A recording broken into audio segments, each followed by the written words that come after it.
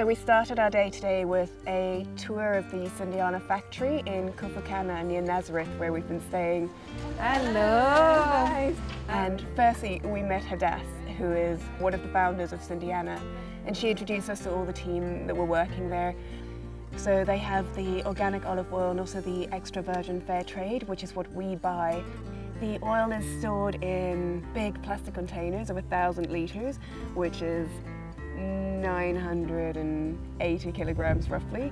They have air conditioning units to make sure the room stays below 20 degrees Celsius to really maintain the optimum quality of the oil. Here we have the last Lush order for extra virgin fair trade olive oil. And we managed to taste the olive oil that they make, the really fresh olive oil, literally weeks old. So we had it with za'atar, which is a special spice mix that Sindyanna also produced. We had it with homemade cheese that the Palestinian women had brought in for their break. It was a really good time with the different women who all work there, talking about how Sindyanna has improved their lives. So it was good to eat and also hear a little bit more about them too. The most exciting part of today was actually being in the groves, because it was a whole family affair. We harvested the olives. They were all hand harvested, so either picking the individual olives off or using what could best be described as a rake to comb the olive trees, and the olives would fall down onto nets where they'd be gathered. There's something really therapeutic about the repetitive motion of it. Very calm, and it's such a beautiful surrounding as well. No noise, just everyone working together.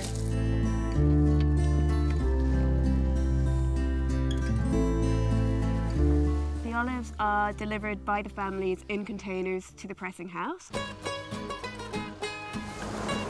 And they go into a holding dock which has a metal grate underneath that allows the olives to sift through, and they then go onto a conveyor belt, and at the top they're rinsed with fresh water to remove any debris or bits and pieces of dirt, and also to help separate the leaves. The olives then go into the pressing tank, where they are cold pressed to remove all the oil, and then there's a process of about 45 minutes to really separate the oil from the stones and the remainder of the olive flesh. And the oil gets fed into a tank where the final process takes place, and here any remaining water is removed from the oil so that you're left with a beautiful, pure, fresh olive oil. Even though we don't need to taste it because it goes in shower gel and moisturiser, it's still got the same characteristics. You know, people say Lush is good enough to eat. This time it really actually was.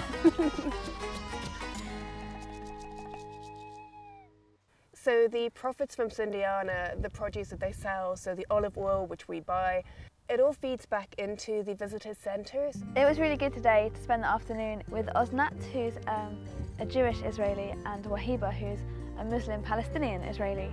They're working together, creating a space where women from all over this area, Jewish and Palestinian, can come together and learn different skills, learn from each other. We saw Hebrew lessons, we saw weaving lessons, even international people were there.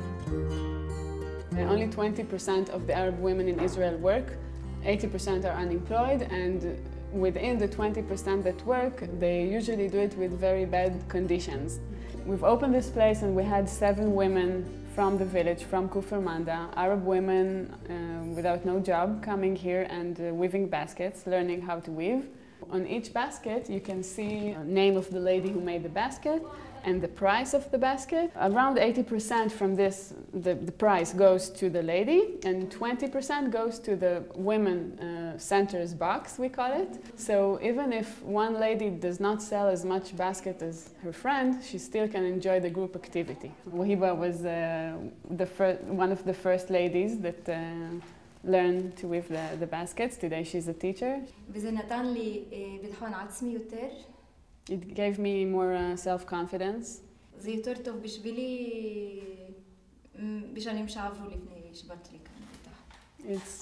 It's better for me, especially if I look back before I came here.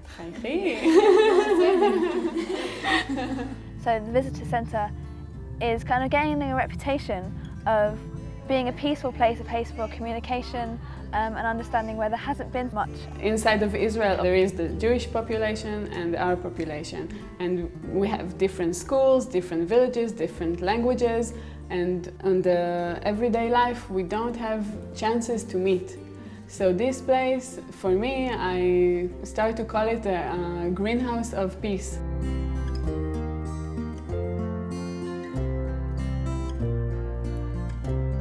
So we're here in Rocha, where Sindyanna have their new project.